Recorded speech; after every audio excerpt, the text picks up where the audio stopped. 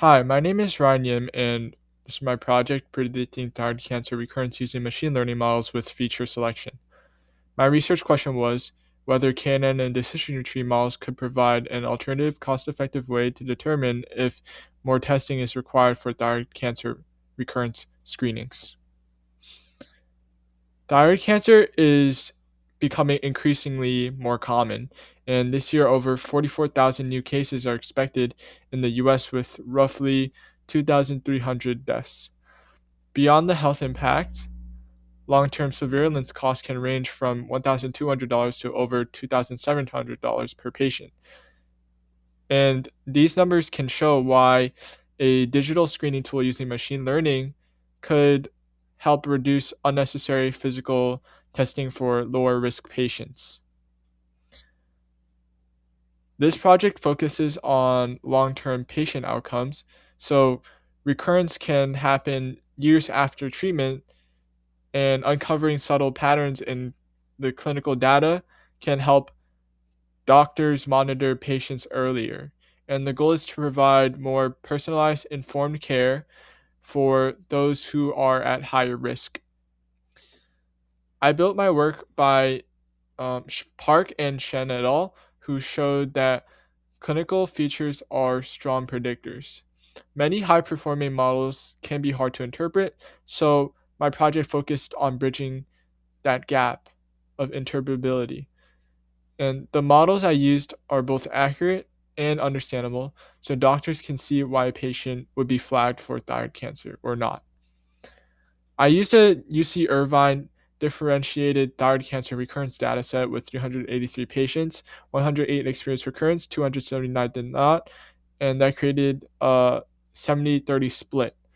This imbalance is a challenge because the most critical cases are the minority, and without addressing this, models can ignore recurrence cases to maintain overall accuracy. I use feature selection to tune the models. The correlation matrix highlights variables that are too similar, which can skew results. And the information gain chart shows which features were the most predictive and most important to find those predictors. Response and risk scored much higher, and that makes sense clinically since a patient's initial treatment response is a strong indicator for future outcomes. And features below 5% were dropped to keep the model focused on meaningful data. I tested two models. KNN classifies a patient based on similarity to previous cases, and the decision tree builds branches like a flowchart using entropy. And both models can be understandable, allowing clinicians to understand the reasoning behind whatever the model predicts. K has to be odd in order to prevent ties. I hypothesized that combining feature selection with a balanced class ratio would improve accuracy while keeping the models understandable. And I expected the decision tree to be more practical because its branching nature aligns with clinical reasoning. Here are the initial results with unbalanced data, and the decision tree missed two recurrence cases while the KNN missed six recurrence cases. These are called false negatives, and they are extremely more significant in a medical setting since that shows that the the patient predictor said that they didn't have thyroid cancer when in fact they did. And that shows that raw accuracy can be misleading when the data is skewed. So, to fix this, this analysis shows how class ratio imbalance can enhance performance.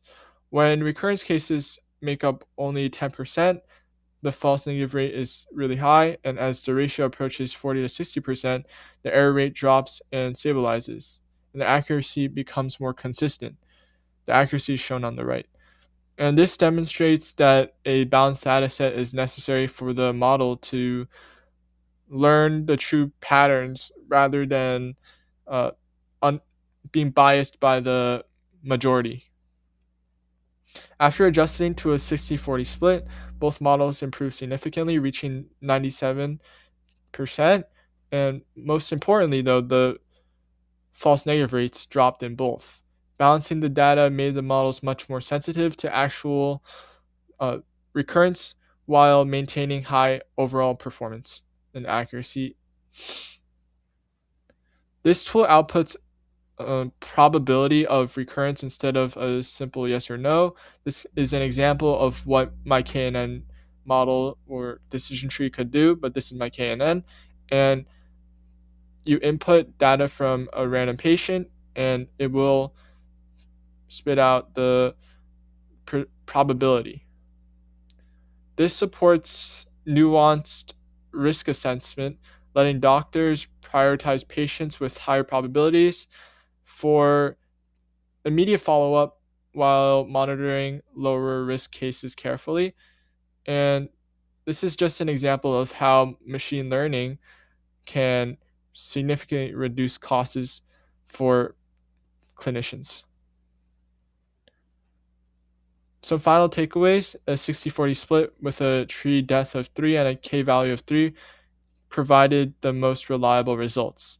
The model of both KNN and decision trees are simple and cost effective, as this project costed me nothing, using existing medical records to flag high risk patients early on and reduce unnecessary testing. Thank you.